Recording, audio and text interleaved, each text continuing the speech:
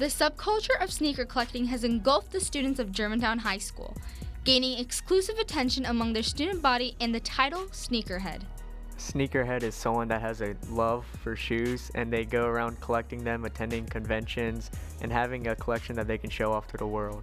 If you love shoes, then you're basically a sneakerhead. Don't matter how many amount of shoes you have. People just started calling me a sneakerhead. People at Germantown would just come up to me like, oh, you're the dude without the shoes or something like that. I mean, it was kind of just a passion that I had that I turned into a hobby, that I turned into a collection. Desperate measures are taken in hopes of owning their desired pair of shoes, even if it means camping out.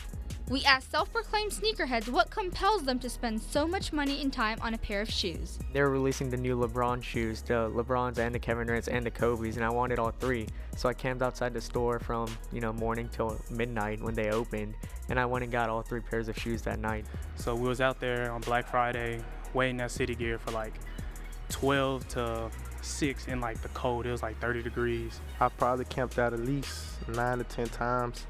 Total of maybe like 100 hours in the cold, the heat, the rain, the snow, for any shoe possible. However, not everyone has the same opinion when it comes to sneakers. Personally, I don't spend much money on shoes. I spend about $15 a year on them. I buy a pair of shoes from Walmart and that's it. But I can see how people can buy lots of shoes, especially if they see it as an artwork. But for me, I find it wasting their money, but to them it's their own money, so it's their personal preference, really. Sneakerheads can range from every age, all agreeing that media has a great impact when promoting the latest trend. Well, my first interest was brought to me by basketball. So I was getting into basketball, watching the NBA, watching games, favorite players. And when LeBron really peaked and he released his shoe line, I was like, oh, I should try these out. Sneaker websites like Nice Kicks, Kicks on Fire, and there's a app called Unlace, and that has like all the new releases. You got Instagram, Snapchat, and all these other chats that everybody is on, and everybody's putting their stuff out there so everybody can see it. Shoes have earned a high-ranking spot amongst most high schoolers, representing not only their social standing, but their sneakerhead identities.